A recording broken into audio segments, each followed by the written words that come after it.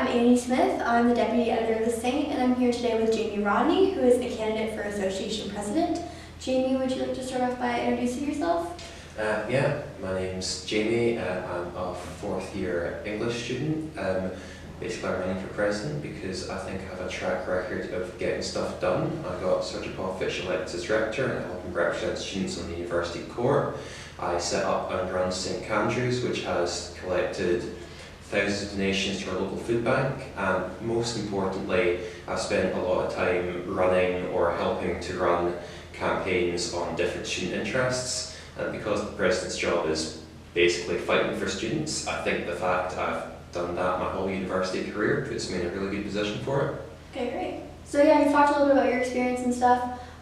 Would you like to expand a bit on how you decided to run for Association President? Yeah, so I've been thinking about it for a while. I only started seriously considering it early last semester, when I started getting quite involved in campaigns that weren't just on a university level, but were actually about helping represent the university on the national stage, so on universal credit and on the GP out of hours service. The first one involved a lot of working with people across Fife, and the second one obviously is a national campaign. We've had to get support from different political parties and stuff, and yeah, just started to think, you know, I can do this. I can be a voice for St Andrews students. Yeah. And here I am. Okay, great. So, and in terms of the current association president, what would you say that you've maybe most appreciated about her current tendency, or something that you feel you would like to continue with your candidacy if you do get the position, and what do you think could have been improved on this year? I can actually answer both of those with the same thing. Paloma and I think Lewis actually signed an agreement with Mark's out of Tennessee, which, for those people that don't know, allows students to leave anonymous reviews of their landlords, which I think is a really, really good tool for holding bad landlords accountable and rewarding good ones. So that's the thing I think that's been really good. What I would have improved on is that it's not really been publicised that much, which I find quite frustrating. Like, everyone in St Andrews has had experiences with bad landlords, and we have this really powerful tool that to hold them to account, but the union's not been as, I guess, proactive as it could on sharing it. So, yeah. How do you plan, you know, as association president, to improve that communication between the union and students, and maybe transparency as well? So, a couple of things. I think we need to change the way the union communicates with students. Like, there's more interaction on the average St Futures post than there is with the Students Association weekly sabbatical email. So I would maybe have more stuff shared on Facebook. I would also like to have joint councils meetings being live streamed, so people who want to participate in it or watch it can do so more easily than have to turn up.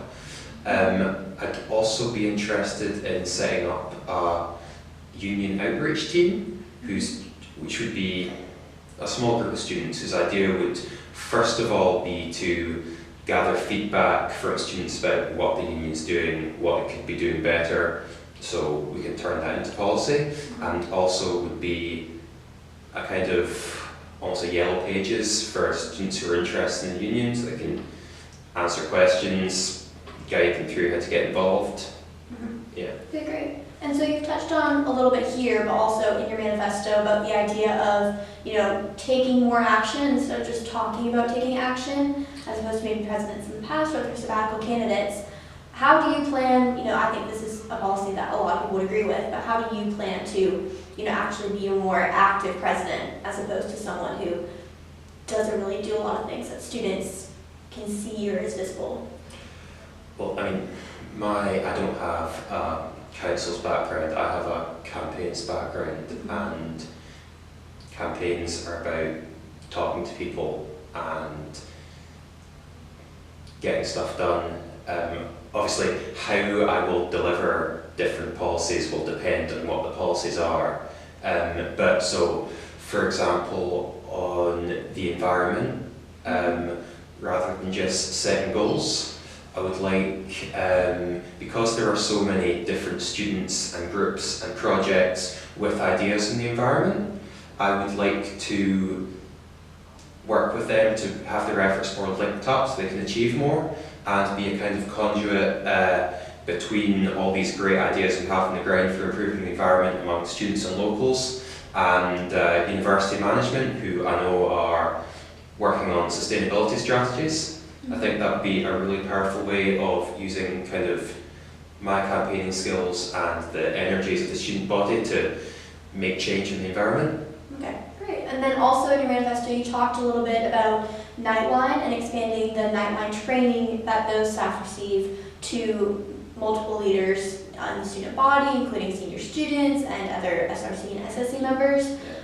You did touch a bit about how you don't want this to mean that students are acting in the place of mental health professionals, but how do you plan to actually make sure that's not happening and that students don't suffer that stress from, Well, Nightline already offers this training to school presidents, and I've never heard about people using school presidents as mental health professionals. The Nightline training it's about, first of all, active listening, and secondly, how to spot sort of problems and issues if you think someone might be getting into difficulty with mental health. So it's not going to have people sort of fully trained to care for other students like they're their patients, but it will be aimed at making a more comfortable and inclusive atmosphere for students with mental health problems, because I know from having had a variety of struggles with mental health in the past, having people there who you can talk to and will listen can be really, really helpful. It's not a substitute for professional help, obviously, but it's good. Okay, so on the note of well-being, you talk a little bit in your manifesto about Brexit, and obviously we don't know the outcome yet, and we don't quite know what's going to happen at the end of March, but you did talk a little bit about supporting international students with their well-being during this time. So would you expand a bit on how you plan to do that and support international students? Yeah, sure. So, like you said, we don't know what's going to happen with Brexit, and the whole process is going to be very confused and potentially very traumatic for the United Kingdom. As a result of that, both the government and national media are going to have a lot in their in trays. I think the first priority of my first priority and the first priority of the higher education sector in general should be to make sure we get as much media attention to kind of issues in the way Brexit affects international students as possible.